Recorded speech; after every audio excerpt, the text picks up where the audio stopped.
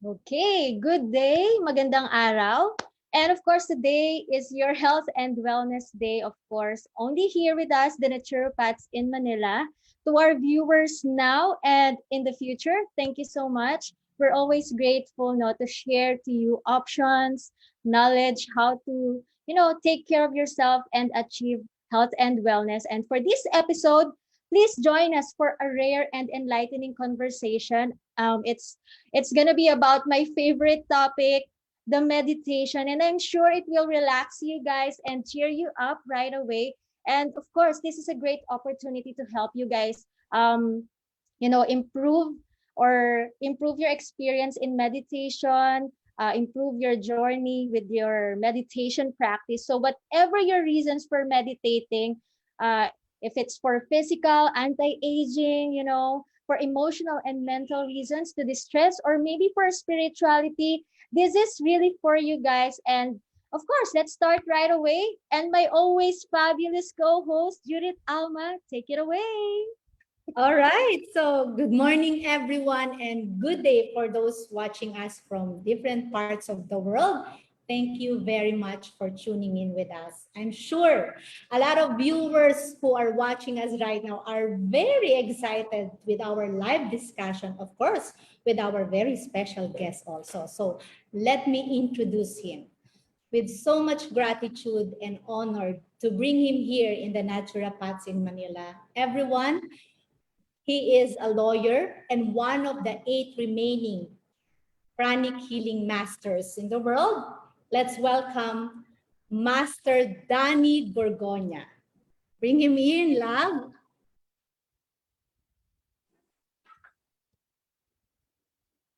Good morning, Master. Good morning. Good morning, Master. How have you been? What have you been up to right now, Master? Good. The pandemic is still there, so we cannot get out of the house.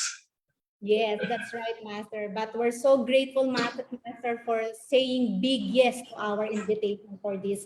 A lot of our viewers right now, actually, they are all saying good morning to Master Danny. I'm seeing a lot of welcoming here in my message, Master. So they are welcoming us here. So thank you to all our viewers. And Master, again, thank you very much. Of course, to Tita Carol, who made these things possible. Please extend our gratitude to her. So thank you, Master, for saying big yes to all of us for this invitation. Thank you for having me also. Maybe you ran out of guests.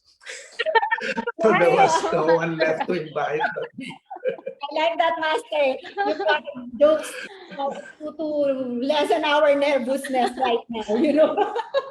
Okay, Master, we will maximize your presence right now, Hen. And then I will turn over now to the co-host to throw the first question. So are you ready for this, Master Danny? I don't know, but we will try. Okay, let's do this, Master Danny. Okay, Pink. So thank you for the honor of talking to us today. Grabe ka na. I'm nervous right now, Master. Honestly. No, Again, it's thank okay. you for the honor of talking to us today, Master. And this is really a great opportunity to, demystify and understand the often misunderstood and for most a woo-woo topic or thing, meditation. So, Master, what is meditation? Okay. Meditation, if you look at the dictionary definition, it's fairly simple and straightforward. According to many dictionaries, meditation is to think. To meditate means to think, to ponder, to contemplate.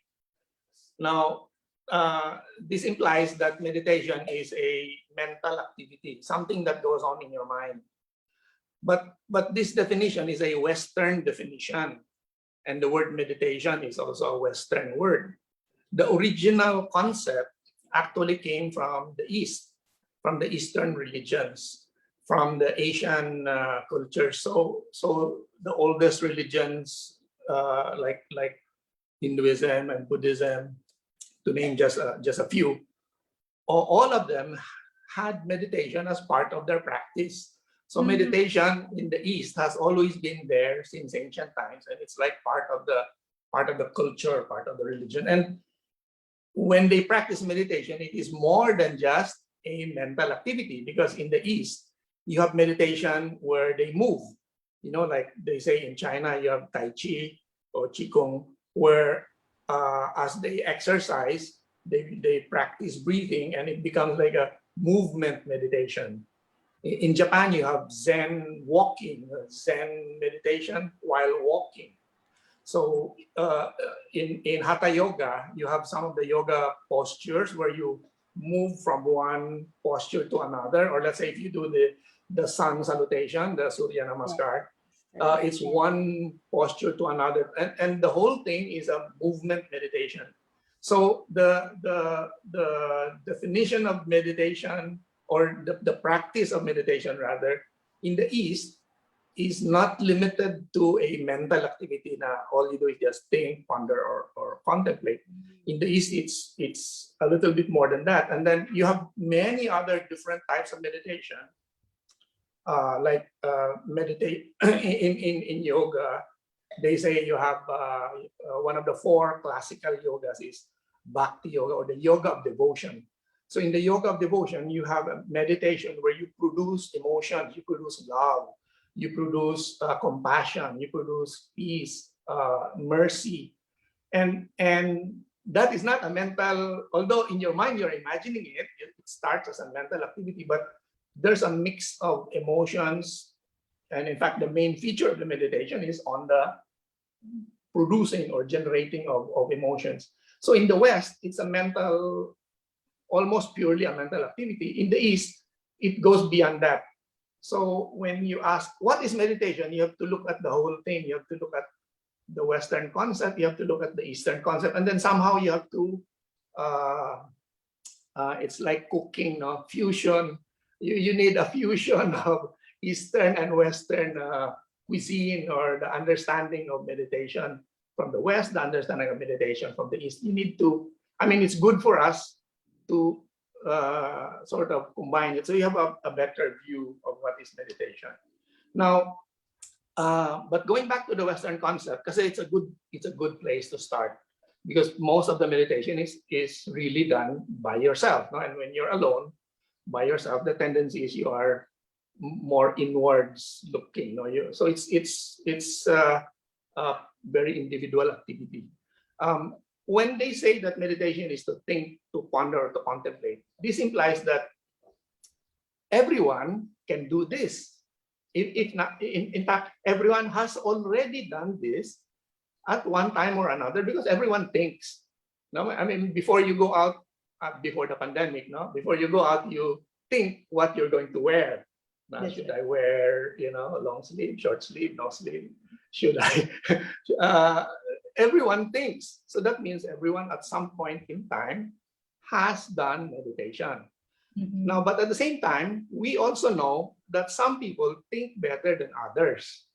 No? And education has nothing to do with it, because there are some people who have many degrees, and then there's someone who has no degree, and then somehow the person with no degree makes more sense or has more money, or so sometimes, no, not all the time, sometimes education does not come into the picture.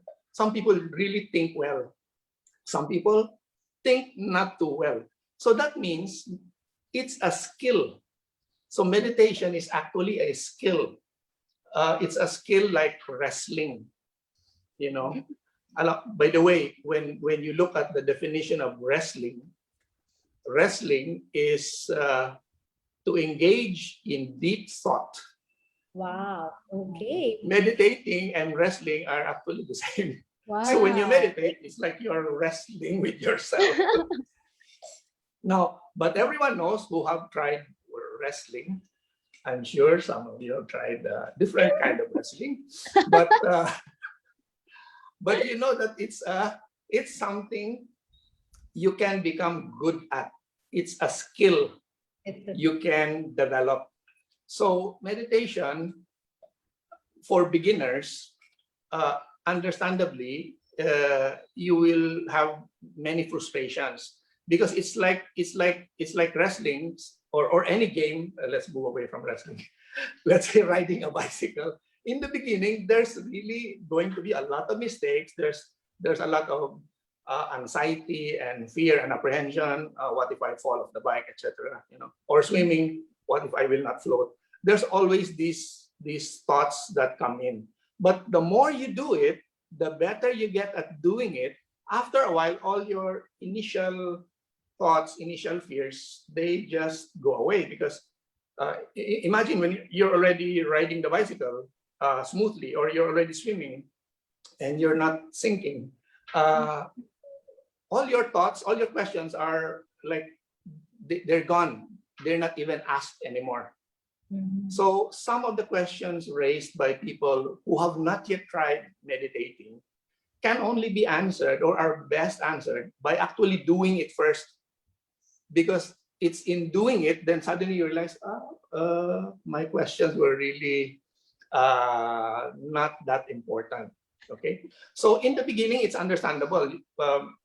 If you're in swimming school, for example, and it's your turn to jump into the pool, you have many questions like, is the lifesaver, is the lifeguard nearby?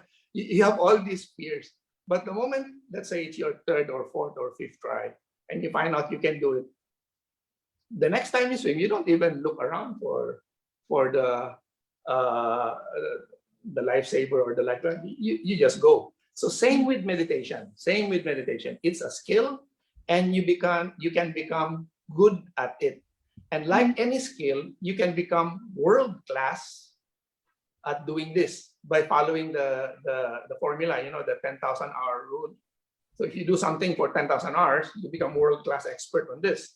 So if you meditate 1 hour a day, 10,000 hours will take you 27 years. Wow. To become a world class expert on meditation. However, you can cut the time by doing more than 1 hour a day, obviously. No? Of course, there are cheat days. It's like going on a diet. Sometimes you can, just not meditate, just chill and do whatever you love. Although ideally meditating should be like brushing your teeth. It's something that's almost reflex that you do every day. But there are times when you can skip it. Except brushing your teeth, you cannot skip that part. But meditating, because it takes more time, obviously there are some days when if you're busy, then you don't do it. If you're not busy, of course, there's no reason why you don't do it. Now, to understand meditation, what is meditation? It's good to see also how meditations can be classified. Okay, so for example, how do you group them? Because there are many different categories of meditations. For example, one way of classifying meditations is by identifying what is the benefit that you derive. Okay, so some meditations give you one benefit, some meditations give you a second benefit, some meditations give you a third different benefit. Some meditations give you all three. It's like a 3-in-1 package deal or something like that. So, for example, some meditations are designed to improve your health, and this is proven now in the West. They have so many studies that show that if you meditate, you remove stress, you reduce stress, remove anxiety and fears, and the moment you have temporarily removed them, the body is able to heal itself. Like your digestion improves, the hormonal imbalance, if there is, becomes balanced. You sleep better. So there are many health benefits from meditating. So why meditate? Because it's good for your health. It's good for your health. So you look at, and many, if not most, meditations are good for the health. Okay, now we'll explain later in just exactly how that happens. But that's one advantage. No? Now, rather one benefit. You meditate because it's good for your health. Second, you meditate because it helps unlock that creative fountain within you. Now, everyone is creative. Everyone is a fountain of fantastic ideas.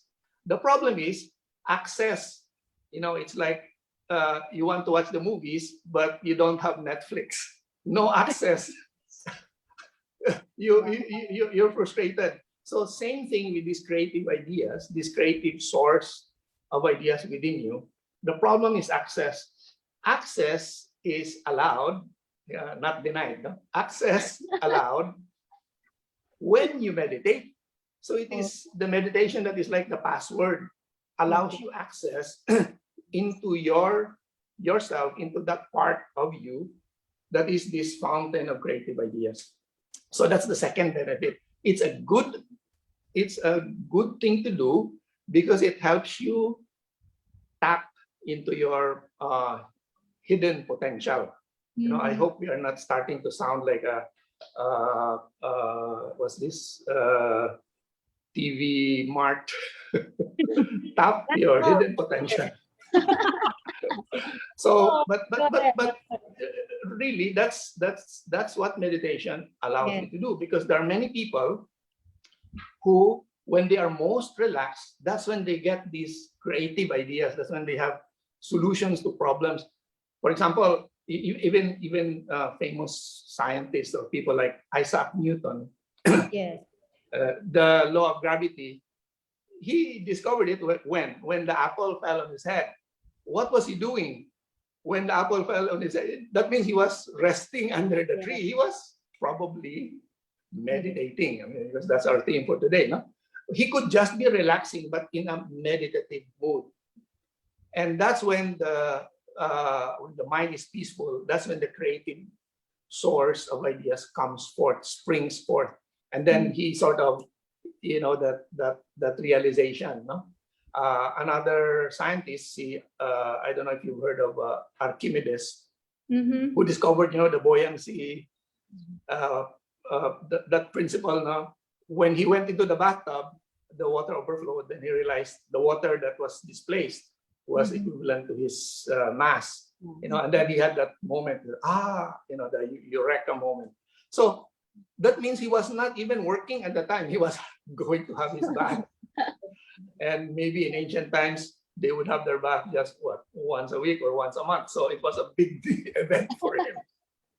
So it is when people are most relaxed or not really expecting to find a solution or not really expecting to think of a creative idea. It is when the mind is not occupied. That's when these creative ideas come out. And meditation helps you get to that point where you're able to access this creativity. And of course, now during this pandemic, when there's a lot of businesses that are closing down, we all need to be a little bit more creative in order to find ways and means of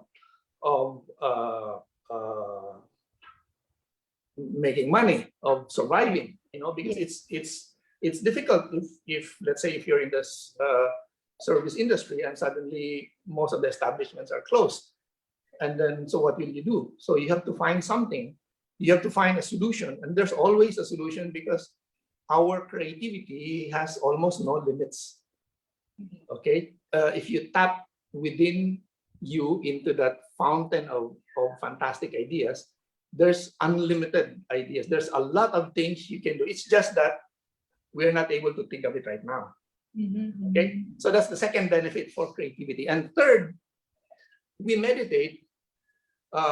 One benefit we get from meditation is we get energy. Now, energy is something that is not easily explained, because in ancient times they had difficult. I mean, they did not have electricity, so how would you explain? They did have a concept of prana, but prana, which is life force, is difficult to see. So, but now in modern times, more or less people can understand concepts that are without shape or form. So energy is something that is amorphous. It has no shape or no form. And when you meditate, you bring this energy, this life force, this prana into your body. And the more energy you have, the healthier you get, the faster your body recuperates and heals. So in addition, when you have more energy than what you need, it's like, let's say you need 10 liters or 10 units of energy. When you meditate, let's say you suddenly get 20 or 30 liters of energy, you have extra. What happens to the extra? Some of the extra energy gets stored in your body for future use, but some of it will help, will start the process of augmenting your energy body, of evolving or upgrading or transforming your energy body. So the additional energy will make your aura stronger and thicker, will make your chakras more vibrant and stronger, will make your meridians thicker, so you have more energy. So in short, although it's a long process, in short, when you have more energy, you evolve. In the movies, they show it like it's a shortcut. You know, Peter Parker, he's bitten by a radioactive spider. Instantly, the next day, he's Spider-Man. You know, Steve Rogers, no, Captain America. He's a thin guy, and he's injected with a super soldier serum, and it's like in just a few minutes, he has a fantastic physique. Now, that is too shortcut. But when you meditate, you put yourself on the path to evolve to a higher, better version of yourself. And the key ingredient to evolution is energy or prana. And you get that from meditating. Okay, you get more of that from meditating. Now, how does the process happen? How does the process happen? It's like this. We'll go a little bit into some science. No? Yes. Science discovered that your brain has brain waves. You've seen in the movies, you know, when they hook up a person's, you know, electrodes to the brain, they hook him up to a machine, and then the machine shows that up and down, beep, beep, like that. You know, it's not the heart, it's the brain, the brain waves. EEG, yeah, brain waves. So in our waking moment, the brain waves are a lot. It's like 15 to 40 cycles per second. That means if one brain wave or one brain cycle is one thought, that means in 1 second, we are thinking 15 to 40 thoughts in 1 second. That is fast. Yeah. That is super fast. That's why they say speed of thought is faster than speed of light. You know, because 1 second, 15, 40 thoughts already. That is beta. They call that the beta state. Okay. Now, when you start relaxing, for example, you did heavy exercise, you did hatha yoga, you did Zumba. Is that the correct term? Yes. Or you did did what do they? You lifted weights, for example. You went to the gym. The moment you stop, or if you're running on the treadmill, the moment you stop, you relax, automatically, your brain waves come down from about 15 to 40. It slows down, comes down to maybe between 9 to 14. That is called alpha state or resting state. So every time you rest from heavy activity or from exercise, you are in alpha already. So it makes sense. This answers some of the questions, you know. How do you make sure your meditation is good? Before you meditate, you exercise so that the moment you stop exercising, you're in alpha state. And you are that much nearer to meditative state. Because if your mind is active, 15 to 40 brain waves or brain cycles per second, then you sit and meditate, it will take a long time to calm the mind down. Not using the natural process. And in the process of calming down, if it takes time, you get bored. If you get bored, you will say, or many people will say, this is not for me. It's too boring. There's nothing to do. And all I do is think about my problems instead. So that means while their eyes are closed and they're meditating, they're maintaining 15 to 40 cycles. So they will never go lower to the meditative state. So if you exercise, the moment you stop, or if you do breathing exercises, some breathing exercises take you down to alpha state. Alpha is 9 to 14 cycles per second. That means if one cycle is one thought, 9 to 14 thoughts per second. That's still a lot. Still a lot. Okay. But that's the time when you are daydreaming. Okay, when you daydream, when you fantasize, you are actually in alpha state. Okay, Oh. so when you notice, Brad Pitt is single,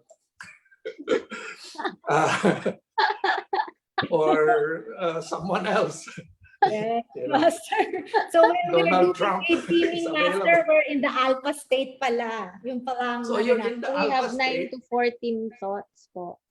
Yeah, and then it's you're more relaxed. Okay, so some meditations like breathing exercises will take you down to alpha state. Okay, now some of the movement meditations, hatha yoga, surya namaskar, tai chi, qigong exercises, some of these physical movement exercises can take you down to alpha state. And if you do it frequently enough, you can go lower. What is lower than alpha state? Lower than alpha state is theta. Theta state is 5 to 9, 5 to 8 cycles per second. There are still thoughts in your mind, but 5 to 8 in 1 second is much less. This is what they call in some schools, some religions, like in Buddhism, they say, when you meditate, you empty your mind. Oh. You're not really emptying your Not mind because, totally empty, Master, right? yes, and it's difficult to empty it because it is always full. But the idea of emptying is actually more closely related to slowing down the number of thoughts per second. Yes. Okay, that means the brain waves not only become less. They say, according to science, Scientific American, you can check it up. The amplitude, the height, and the depth of the brainwave is greater, but the number of brainwaves is less per second. So 5 to 9, that is theta state. That is meditation state. That is what you want to reach. When you are in theta state, the mind is relaxed. When the mind is relaxed, the body heals itself faster. Now, the body is naturally equipped to heal itself. So if we get a scratch, you know, you do some gardening, you get a scratch, but you did not see it, then you see it 1 or 2 days later, it's already starting to heal, or it's already healed. So the body is equipped to heal itself. Unfortunately, the body cannot heal itself if your mind is thinking 15, 40 thoughts that are negative per second, no? 15 to 40 thoughts that are negative, that are worries, that are fears, that are anxieties. If you have so many of these in 1 second, can you imagine how many will there be in 1 hour? The body, instead of healing itself, will first try to fend off and push away the negative thoughts, because those thoughts will harm the body in the long term. So if you cut out the majority of the negative thoughts, then the body is able to direct most of its energy towards healing itself. So meditation is good for health, but to be able to heal yourself, you have to go to a meditative state. You have to go to theta, or even if not theta, at least somewhere in the boundary between alpha and theta. Now, by the way, when you go down to theta in meditation, in actual meditation, sometimes you stay there just for a few seconds, and then you come back to alpha, and you daydream again, and then you meditate. It's like that. But with practice, just like wrestling, with practice you become good. Just like swimming, you can become good at staying in theta for longer and longer periods of time. Now, all you need is to stay in theta for maybe 15, 20 minutes a day, and that should be more than sufficient to heal you of most of today or yesterday's problems. Now, of course, this is in general. There will be, of course, exceptions, because there are some people who are severely sick because of other things. But just for maintenance of good health purposes, it is good to meditate and reach theta state and stay there for 15, 20 minutes, or as long as you can. For as long as you can. Of course, in the beginning, maybe it's just 1 minute. Then after trying and trying over a period of time, maybe you can stay 5 minutes or 10 minutes longer. And that is good for health. Now, also, going to the second thing, when you are in theta state, that is when the fountain of creative ideas is unleashed or is open. Because even when there are fewer thoughts coming in, the few thoughts that come are the strong, genuine, creative thoughts. Those are the ones that you'll suddenly notice. So when you're in theta state, that's when you suddenly have creative solutions to your problems. That's when you suddenly have creative ideas for, let's say, making money, or creative ideas for harmonizing a relationship, or creative ideas for promoting your merch, whatever you're planning to sell, for example. So Yes. now, it doesn't come all the time, but it is most likely to happen. These creative ideas coming, these are most likely to happen when you're in theta state. So many people have experienced this. For example, they're driving home.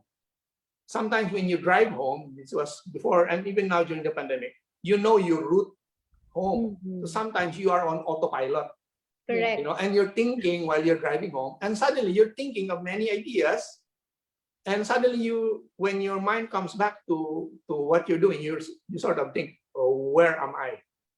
You know, if you have that experience, that means prior to that, your mind was in maybe alpha or theta state. Oh.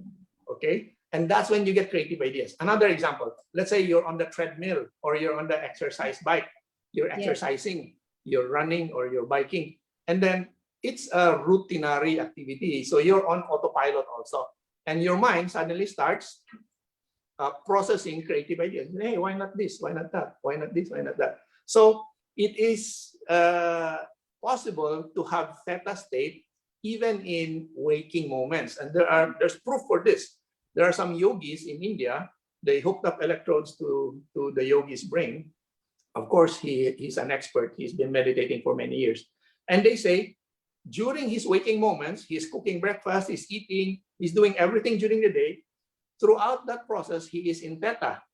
Oh, wow. Which is really amazing. It's like, wow, he's able to keep the brain waves slow, the number of thoughts to a bare minimum throughout the day. That is ideal. I mean, you don't achieve that immediately, but you work towards that. And that is proof that it can be done. It's not anybody can do this. Anybody can do this.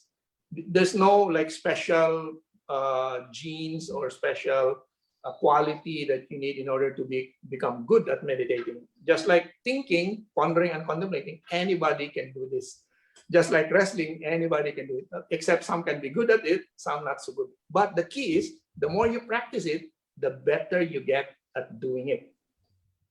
Okay, so theta is the goal. 5 to 8 cycles per second. The moment you reach that, you're okay. Now, what if you go lower than 5? 0 is death. No brain waves, brain dead ka na kung 0. How about Brain dead if sleeping it's 0. master? But 1 to 4, that is deep dreamless sleep. Dreamless sleep. Okay, that is called delta state. Oh. That is delta. So when you're in delta, you don't dream. Okay, now when you're asleep, you're in delta. When you wake up, you pass through theta, then alpha, then beta. That's why when you wake up, it's not instant. It's a gradual phasing in.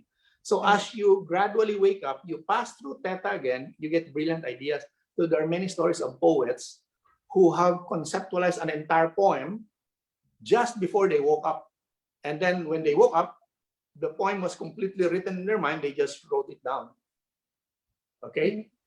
And then the problem is, as they're writing, when they reach the end of the poem, they're already in alpha, they're already in beta. They forget what they came up with while they were in the theta state. So you get brilliant ideas just as you wake up. Similarly, the process happens before you go to sleep. So before you go to sleep, you rest, you relax, you know, you drink your tea for sleeping, chamomile or whatever it is, and then you lie down in bed, so you're already in alpha, and then you gradually go down to delta, you pass through theta. So just before you fall asleep, you go through theta. Again, you have brilliant ideas. So sometimes you're about to fall asleep, you have this surge of ideas. They said, Yes. wait a minute. So you wake up and then you write them down. Oh, Have you experienced this? There are many people I know who have experienced this, and they say some of their great ideas have come just before they fall asleep. Okay, so you can try this at home. Those of you who haven't tried meditating yet, and even those who have tried, just before you sleep, just be, of course, if you are looking for it, then you are in beta. That's 1540 cycles. You cannot fall asleep. So you have to actually rest and relax. And then just when the thoughts come, you remind yourself, okay, I better write this down. And then you open your eyes, or if you have your recorder, a voice recorder, you record your thoughts. And then you look at it in the morning. Oh. Okay? So when you are in theta, that's when you have this lots of creative ideas. The trick is to get there, and meditation gets you there. Although you can get there also through some other means, but it's more like accidental, like driving and you go on autopilot, or running on the treadmill and you go on autopilot. Your mind goes on autopilot, something like that. It's hit or miss. You have better chances if you actually meditate. You have better chances of getting to theta. Okay. Now, also going to the third regarding the energy that comes when you meditate. Yes, Master. When you're at the theta level, you are very receptive.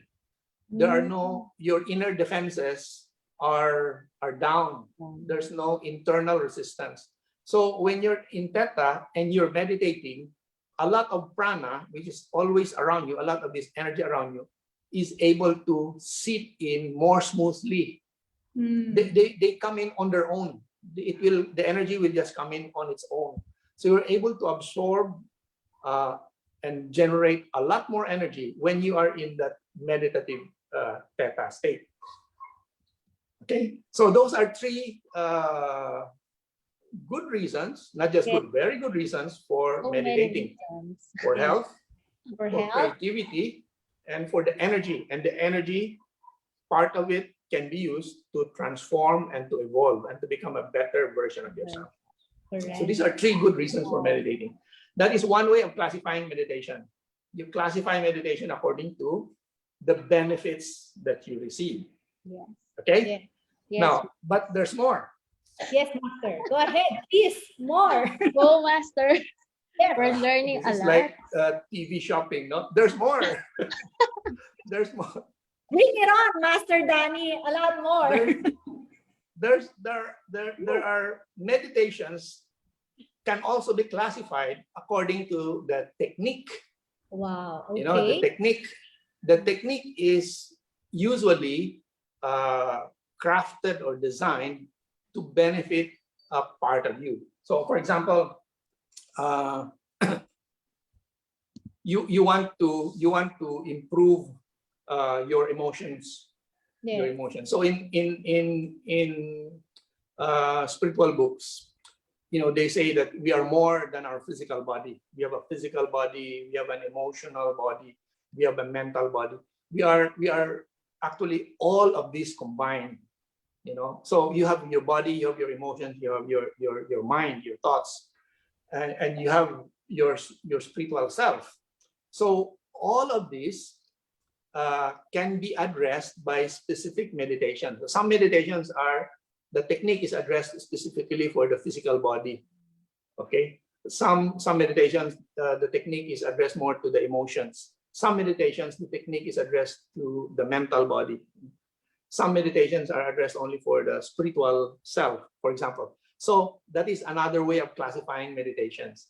Now, one of the best ways to help us identify these classifications now would be, if you look at yoga. We mentioned earlier yoga. No? By the way, yoga means union. You know.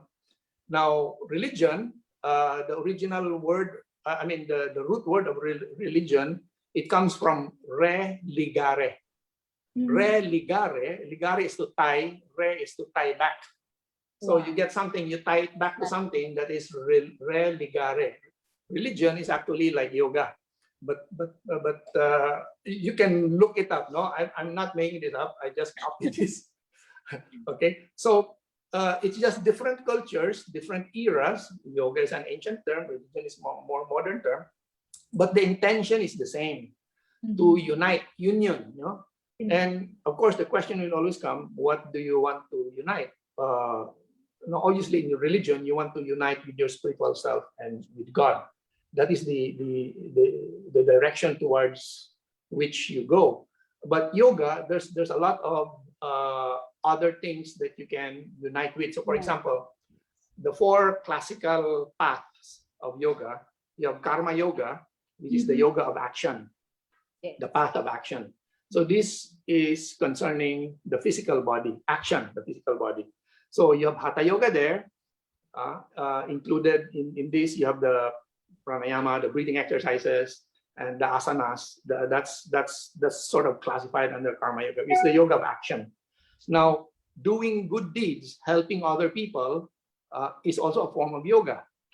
So when you give food to those who do not have food, like when you help with the community pantries, for example, that we have, and there are a lot of people who need help. That is a form of yoga. That is the yoga of action. It's like you are showing, through your actions, you are showing the kind of person you are by helping those who are in need.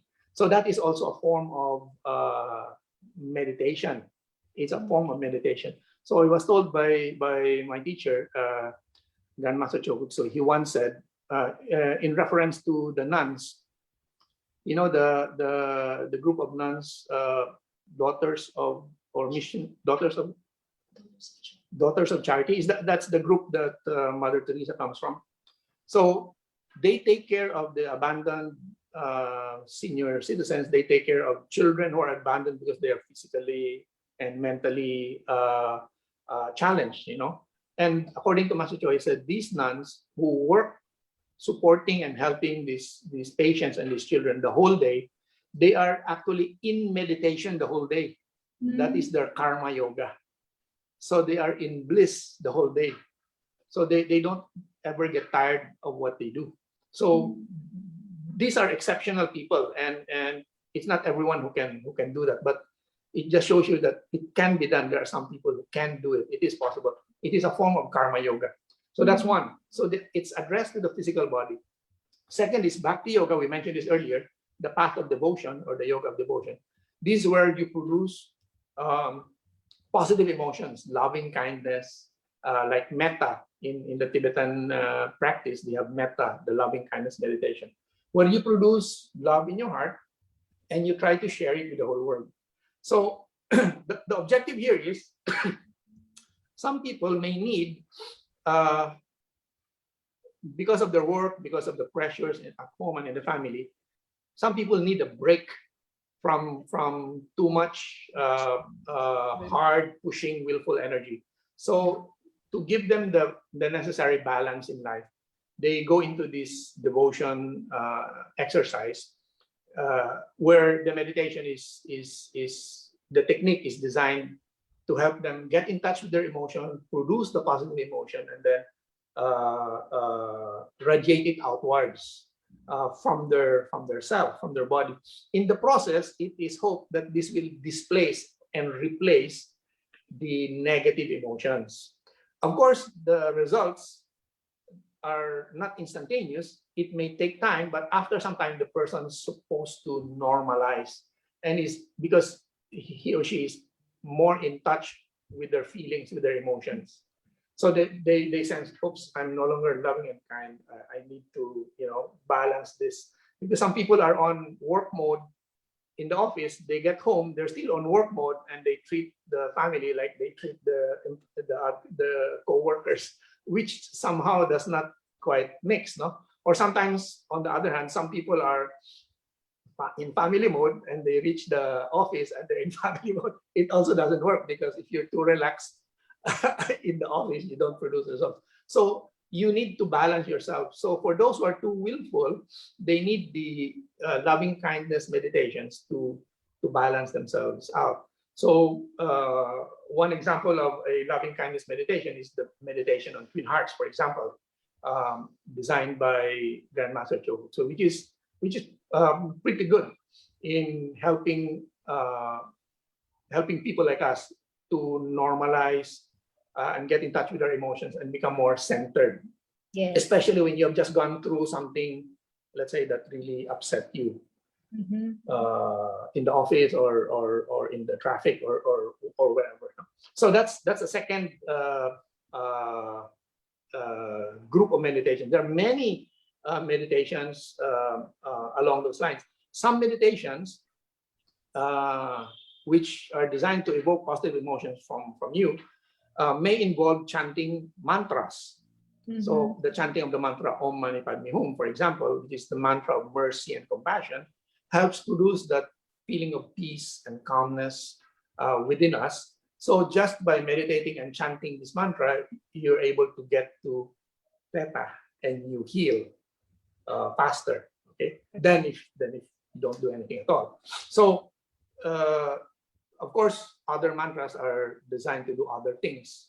So you have to choose the right mantra to produce that will help you produce the right emotions. Now, third will be they call this jnana yoga.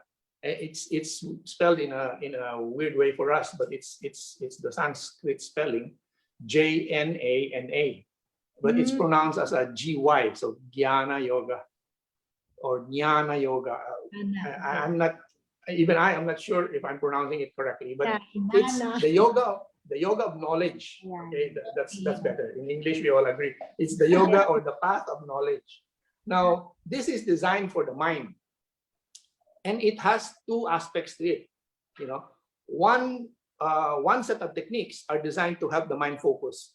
So along these lines, you have these meditations where you focus looking at a candle. It's supposed to help you develop your concentration, your ability to focus on just one thing over a long period of time. So that's one. Now, there are other exercises which help you discern, meaning it's a mental exercise to help you be more analytical.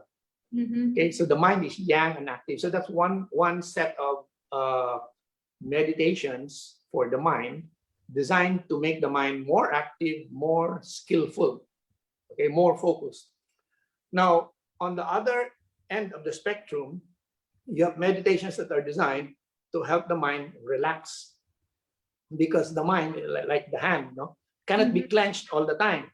You have to unclench, you have to release, you have to cool down. And for the mind, you have to tell the mind, you have to chill for a few minutes a day. So there are some meditations that are designed, they call it mindfulness. But actually, the effect is supposed to make you mindless, meaning you're not thinking too much. Okay, the objective is to bring you down to theta, where you're not thinking too much. So mindfulness simply means don't focus on anything, just let things be, just be, just observe. So along those lines, you have the breathing meditations. Sometimes you have the moving meditations in Tai Chi and Hatha Yoga, which also helps defocus the mind, helps the mind to unclench and relax from too much analyzing, from too much focusing. So you have these two extremes, and you have to be careful, because here, especially and exclusively in the first one, what you focus on is extremely important, because there's a saying in meditation, what you meditate on, you become. That's right. Okay? So along those lines, so the meditations designed to make the mind more active, you have to be careful what your mind is meditating on.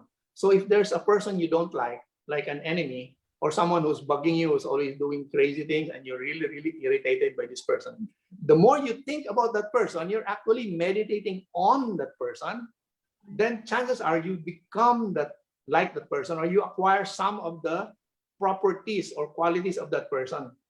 You become that which you hate. So that's why in all religions, they always teach to forgive, let go. In Christianity, that's what we taught: forgive, let go. Because when you forgive, you don't meditate on your enemy anymore. It's actually self-preservation. Forgiving is not for the benefit of the other person. Forgiving is for your benefit. So if you get hurt, it makes sense to move on, because the more you think about the hurt, you become that which you meditate on. So the more you think about the pain and suffering you went through, the longer you will stay there, and the more difficult it is to move on from that chapter in your life. So in Jnana Yoga, you have to be careful what you meditate on. So it is always advisable to meditate on good things. So that's why in spiritual practice, the spiritual meditation, they have meditations on God. They have meditations directed to their spiritual self. This is extremely important because if you just meditate on any random thing, it could have not just bad, but even, how do you say, weird consequences. For example, there's a story. There was this young boy. He went to a monk. He said, I want to learn how to meditate. The monk said, you're too young. The boy said, I can do it. So the monk said, okay, you stay here. There was a small hut in the middle of the rice fields. The monk said, you sit here, you meditate on what you see in the window, out the window. So the boy sat and meditated, looking out at the window. So every day the monk will come and give food. The boy will eat and then meditate. So the boy meditated like throughout the whole day, several hours a day, day in, day out. After like several days had passed, the monk came back and said, okay, I think you have proven to me that you can meditate. You can sit still and not complain for many days. So you can come out now. We can go to the monastery where we will teach you the basics, you know. The boy's reply was, I'm sorry, I cannot come out because my horns will not fit the door. So now it doesn't have that meaning. This is not a horror story. Yes. Apparently, outside the window, the boy could see the rice fields, and it's monotonous. It's all rice fields, but there's only one object there that stands out, and that was the carabao, the water buffalo, the farmer's buffalo, which is used to till the field. No, so every day he's looking, he sees only the animal, and the more he meditates on the animal, the more he becomes like the animal until he thinks he is one. He actually achieved oneness with the animal. So when the monk said, "Come out now," he said, "Wait a minute. How will I fit my horns through the door?" Okay. Yeah. So it means if a boy can do it, everyone can do it. All it requires is a little bit more dedication to doing it. And you know what they say, what you meditate on, you become. So knowing this, you identify what you want to become. That's what you meditate on. Yeah. Okay. You copy not the physical image, but the attitude. You copy the energy. You copy the determination. And that's what athletes also do. No, they have like their ideal. Yes. Like, oh, I was looking up to this athlete, and now I am almost as good as him or her, or something like that. So what you meditate on, you become. You have to be really careful with what you meditate on. So that's these are the meditations designed for the mental body. And then you have the fourth one. You have the Raja Yoga. Raja means king, no? So the path of the king, or the royal path, they say. And this is you have several meditations under this category. And one of them is the meditation that helps you get in touch with your higher self. Because for kings, they needed the spiritual guidance from God, from their higher self, from the soul, no? Because we are all spiritual beings. So we need to get in touch with our spiritual nature. And to do that, you need to meditate. When you're in Theta, your spiritual self is able to mix and influence the energies more, so that you have these brilliant ideas. Plus, you have the will and the determination and the foresight to run a kingdom. I mean, that was the theory, no? That's why it was taught to kings. But of course, now everyone is a king, and queen in their own right. So you can, through regular meditation, achieve the willpower necessary to manage and run not just your home, but your business concerns, your other activities. So you can see now that the scope of meditations is quite wide. You have Yes. meditations for the body, for the emotions, for the mind, Yes. and for the soul, for the spirit, no, for the spiritual self. So that is another way of classifying meditations according to the technique that they're supposed to direct to certain aspects of you, no, of your whole self. Now, but of course, there are other meditations. Again, there's more. Yeah. There are other meditations which do not come under any of the previous classifications, like they're a category in themselves. So, for example, you have chakral meditations. There are meditations that involve one chakra, two chakras, maybe even more. And chakras, these are the energy centers in our aura, and they bring energy into the body. Each chakra is unique and different from the other, and each chakra has an effect on our personality. So when you have chakral meditations, it affects certain chakras and it affects certain part of your personality. So you sort of go through many small changes in your personality if you do chakral meditation. It's a whole bag. It's a whole category in itself. It deserves a category by itself. And there are some meditations which do all of the above. Wow. All the things we've discussed. Like that, Master. You get health, you get creativity, you get the energy to change and to transform. And you have something for the benefit of the physical body, and something for the emotional body, and something for the mental body, and something for the spiritual life. So if you find a meditation that does all of this, or if you find a school that has all these meditations within their syllabus, so to speak, no, you better stick to that school, because these are rare. It's rare. You know, it's like a movie. You know, the Indian movies. If you've seen an Indian movie, you've seen one, you've seen them all. They say, no, because they have a formula. There must be dance. There must be singing. Apologies to my Indian friends. There must be dance. There must be singing. There must be love story. There must be some action and fighting. There must be some drama, some crying and fighting. You know, so it's like they have a formula. All of these must be in the movie. But in the West, like Hollywood, some movies is all drama only. Some movies, oh, I forgot, comedy. Some movies, comedy only. Some movies, action only. Some movies, you know, it's a musical only. So you have one whole movie devoted to one particular category. But in the Indian movies, you have all of them in one movie. So it's like if you find a meditation that is like an Indian movie, which has all the things that you need, all the things that you want within it, then you're good. You stick to it. So there are schools, and I think Grandmaster Chowakoksui School is one of the schools that offer various meditations in a package, which sort of address all the different needs or concerns. Of course, this is not for everybody, because some people just want one simple thing, and then, you know, just leave me alone. I just want this one simple. That's okay, but it is hoped that eventually for example, you just want a meditation that benefits your emotions.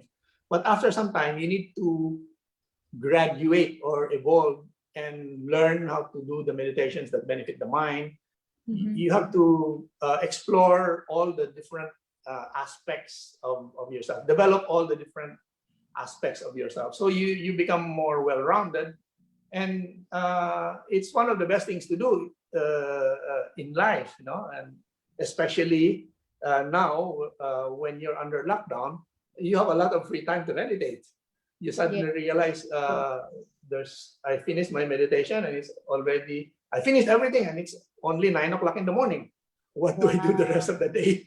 So, but it's good to do something for your benefit.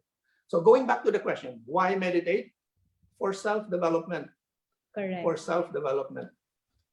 The short answer, I should have said this in the beginning, no? And then our talk will be finished.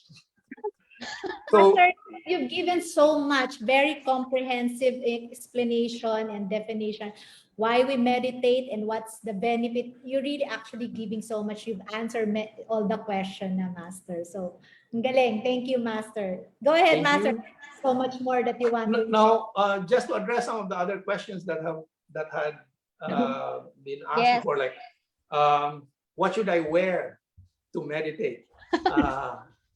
Okay, now it depends. The best answer is it depends, because if you're alone, you're alone in the meditation room, you can wear anything you like, or not at all, if that's your Correct. Choice. I know some people, like, straight from the shower, they're just in the towel or in the bathrobe, and they can meditate that way. So for them, it's no big deal. So if you're alone, obviously that's whatever you want. No, the only rule is you have to be comfortable. So obviously, if you're going to wear something, don't wear something that's very constricting or too tight that you cannot breathe. No, so wear probably sweat pants or sweat shirt, something like that, or even pajamas will do. Now, there are stores that sell meditation clothing, because of course there's a market for it. So you could also try that, but they look like pajamas. Excuse me. Now, if you're meditating with other people, obviously the same rule still applies. You can wear whatever is comfortable for you, but now you have an additional concern. You cannot wear something that distracts your other fellow meditators.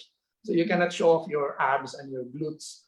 If it will prevent your fellow meditators from meditating properly, instead of meditating on something good, they're meditating on your abs and your glute. Anyway, they become what they meditate on. So, Right. and when you meditate with others, you have to be, how do you say, more. You have to take other people into consideration. Of course, if everyone doesn't mind, then no problem. Now, where not just what you wear, but the place where you meditate should be clean. Should be clean. Your clothes should be clean. I used to exercise and then meditate, still wearing the exercise clothes, and you feel a little. It's not comfortable. It's not comfortable. So it's best to exercise, take a quick shower, or if your exercise doesn't make you sweat, then that's okay. You should be clean. You should wear clean clothes. The place where you sit and meditate should be clean. Excuse me, should be clean. How do you make your meditation better? You should be clean, not just physically, but your emotional diet. You should try to manage and regulate your emotions so that there's less negative emotions. Then your meditations will become better because there's less disturbance of negative emotions in your system. You should have a good diet. Don't drink alcohol, obviously, before and during meditation, because then you're not meditating anymore. You will go to delta fast instead of going to theta. So there are many rules, many recommendations, so that you enhance and get a better experience out of your meditation. Now, is it good to have a guide? Obviously, yes. It's like swimming and wrestling. You can always learn them on your own, but eventually the best move is to get a guide so that you don't make too many mistakes. Now, you teach yourself swimming, that's fine, but at some point in time, watching YouTube will not make you learn the art of swimming, no? So you have to eventually go to a pool, go to the beach and start swimming, and there you need a guide. Same with wrestling. You don't want to tear some ligaments or tendons or muscles. You need a guide. So it is best to have a guide. However, it is not impossible to learn meditation on your own. You can always do it on your own. Correct. Okay, so I hope that answers some of the questions. Yes, Master. There's a question, Master, right now in Yes. our here in the comment box. what is the best time, Master Danny, to meditate? And what's the difference if you meditate in the morning or evening? Is time is critical, Master? So can we answer that, Master? Uh, Or first? the general rule is you meditate at a time that is comfortable for you. That's the general rule. So there are people who are morning people. And Yes. so for them, the best time is morning. Now, obviously, if you're busy by 8, or if you have to leave the house because you have to go to work by 7:30 or 8, then obviously you need to wake up earlier and meditate earlier. You get it out of the way before you go to work. Or if you have your own private office in the place where you work, then you can always go to your office early and you meditate there. You know, you can have like a small area for your meditation. But if you're an evening person, then meditate in the evening. Don't force yourself to meditate in the morning when it doesn't feel normal for you. So the first rule is it must be comfortable. Now, that said, no, they say in ancient times the practice has always been to meditate early morning, and there's a reason for it because at that time you have just waken up. You're probably still in alpha state. Yes. So to go back into meditation and reach theta is easier than if you meditate, let's say at the end of the day, your brain has been active the whole day, 15-40 cycles. It takes a little bit longer to calm the brain down, and it prolongs the process of meditating. So early morning is best. Plus, the additional reason is after the meditation, you have a lot of energy. You can use that energy for the rest of the day. So it's like you're energized for the whole day. For the same reason, some people go to the gym in the morning because they say if you have done 50 sit-ups or 200 sit-ups, then it's easy to face your boss.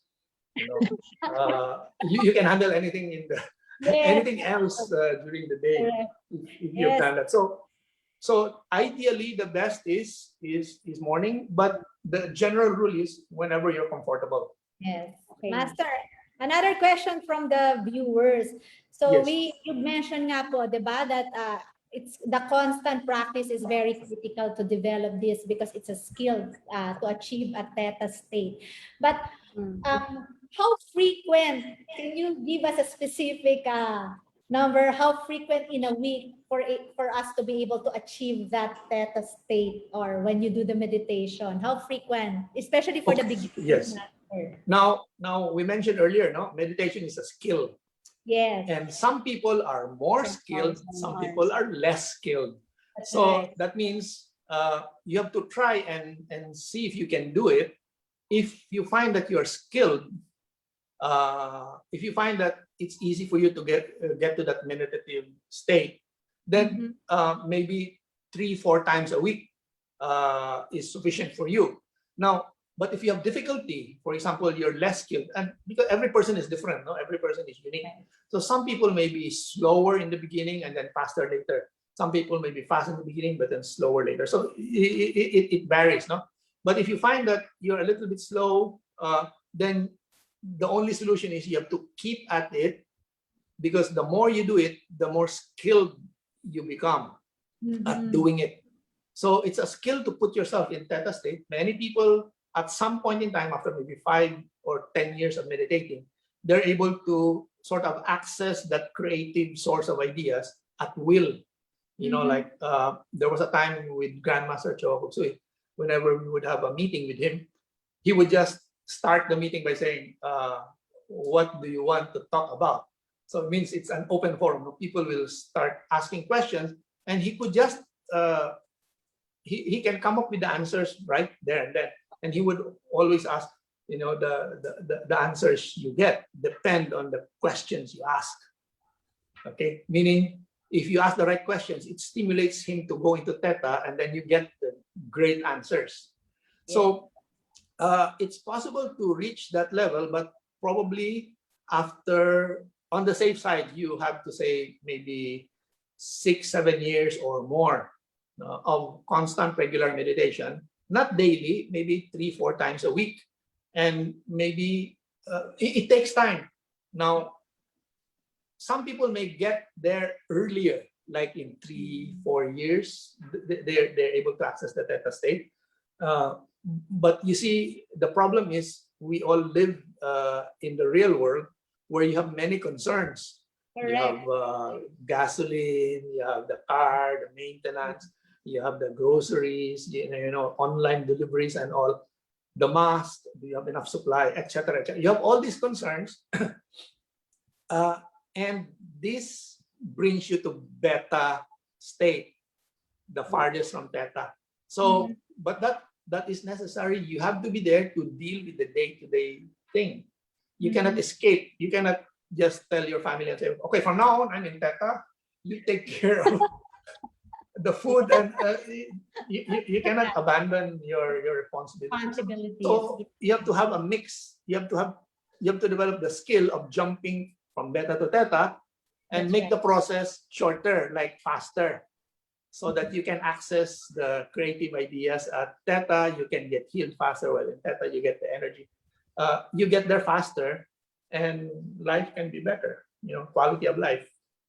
Yes, Master, thank you so much. You mentioned the name of Grandmaster Chowa Koksui, and I'd like, just for the Master, before we wrap this up, because you mentioned a while ago, it is important that to have a guide when you do your meditation. Yes. When you found a school or a place where all of these things that you've already shared to all of us, it's like all in one, it's there already. How is it so important, Master, especially for our viewers who never, or very beginners for doing the meditation? How is it so important? Because you listening from you, Master, so many information actually we receive, and thank you very much. But how is it important for an individual or for someone to have a teacher?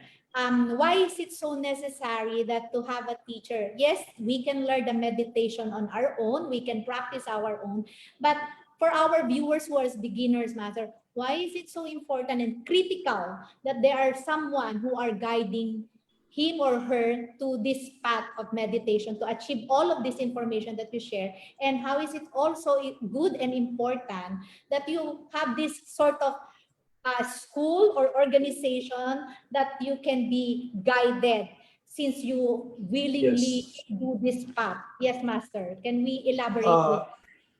Now, there's a difference. Okay, we mentioned earlier, it is good to have a guide. A guide is someone who is like your colleague or a close friend, who can just point you in the right direction, who has done it a few times more than you, and you could say it's like a few pages ahead of the book, and you're reading the same book. So that's a guide, and they are good, they are essential. Now, but when you talk about spiritual teacher, and there are many spiritual teachers, the necessity of having a spiritual teacher is because of the energy that the spiritual teacher carries. You see, a spiritual teacher is someone who has been meditating more than 10,000 hours, and is able to get to theta state at will.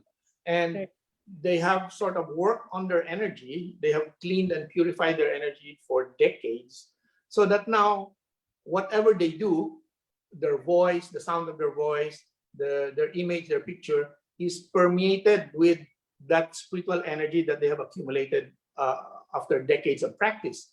So their chakras are oversized, the aura is oversized. They are exceptional people. And when you tune in, remember what we said, what you meditate on, you become, no? What you meditate on, what you tune in to, would be the energy of the spiritual teacher. The spiritual teacher does not really have to do anything. The spiritual teacher just has to radiate the energy outwards. The students just have to absorb the energy. It's like the analogy they use in the Eastern tradition. They say the spiritual teacher is like the sun. The students just absorb the sunlight. Okay, so the spiritual teacher does not really do anything. It's the students who just absorb the energy for their benefit. The energy sort of upgrades them and accelerates the process of evolution and transformation, because now they're getting energy that would have taken them on their own decades to achieve, or maybe not even, maybe they might not even achieve that level. So that's where the necessity of a spiritual teacher comes in, because the energy is sort of the spiritual teacher is ready-made for the practitioners to aspire to or to attain. And the energy is available. With modern technology, you have a video, you have the audio of the spiritual teacher. So the energy is preserved in the sound of the voice, in the image of the person. So when you meditate, that energy comes in and helps accelerate your growth. Now, this is most important in the third benefit that we mentioned earlier, the energy that we need to evolve, to transform. There are many other meditations on the market that can help you, give you the first two benefits, like health and creativity. There are many meditations that helps you go down to theta level, and you can do any of them. But if you want the energy that helps you accelerate your evolution, you need to be selective with the energy that you take in. For example, if you take in the energy of a person who smokes, but you're not a smoker, then obviously there may be some incompatibility in the energy there. If you're a vegetarian or a vegan, and you're taking in energy from the voice of someone who is non-vegetarian, then there may be some incompatibility there. You know, so you have to be selective, and you have to choose the best most compatible energy for you. And the most compatible energy for most people would be the energy of someone who's vegetarian, because then it's available, it's good for both vegetarian and non-vegetarian people. The energy of a person who is a non-smoker, who is a non-alcoholic drinker, is compatible for everyone, whether they drink alcohol or smoke cigarette or not. You know, so you get the what do they call it, the most common denominator. So the most common denominator that will be beneficial for all will be the energy of someone who is ideally vegetarian, non-smoker, non-alcoholic drinker. And over and above that is constantly working on improving their emotions, regulating their emotions, must have a good, sharp, discerning mind. So when you have that whole package, then you found the right teacher, and then you follow. It's okay to listen to the voice of the teacher and have that spiritual teacher's energy as your guide in the meditation. Because when your eyes are closed and you're meditating, you're actually alone with the voice of the teacher. That's right. You know, so and when you're in theta state, that voice brings the energy that you need. So if you're interested in just health, improving health, there are many meditations in the market, and all of them, because no one will make a meditation that will be bad. You know, everyone has good intentions. So there are many things on the market that will help you attain theta level and the creativity level and good health. So you can try them all. But if you want the Indian movie, if you want the whole package, Yes, Master. then you won't go wrong. I've been meditating. I've been practicing meditating the meditations that I learned from Grandmaster Cho for more than 30 years now. So and I haven't found anything wrong, and I've learned a lot from it. I've benefited a lot from it. Of course, this is all self-serving, but just speaking from personal experience, I haven't found anything drastically wrong with it that would make me want to drop everything. You know, so it's like the whole, all the things you want are there. Yes. The full buffet. Yes, Correct. it's everything all in one. Everything we dinner. need. Yes. But thank there you are very other much. Yeah, Go there ahead, are other Master, yes. schools. So don't, just because I come from Grandmaster Cho school doesn't mean that there are other schools, that there are no other schools out there. There are many. I can speak only in behalf of Grandmaster Cho school because it's the only one I know. No? Correct. I know a few others, but not that much. Okay, yes, of course, Master, we can only recommend what we have and what we can only share what we really use, diba? So thank you, Master. Master, we will announce our surprise for our viewers to look forward to you again here in our program, because at the backstage we were talking so much and we're so grateful, Master. Everyone, Master Danny will be back to our show in Naturopaths in Manila because we all agreed this is something Correct. very comprehensive that he already explained everything about meditation, the basic and even the science behind the meditation. How is it so important? He already knew about it, but Master Danny is always a man of action, delivering his words always. So he said, we will have another of this because he's going to facilitate. He's going to facilitate with us a simple yet very, very powerful meditation. Master Danny, maybe you can give them a glimpse of what is this kind of meditation that you're going to facilitate in our next in the next schedule of the Naturopaths in Manila. So the viewers will know already what is this.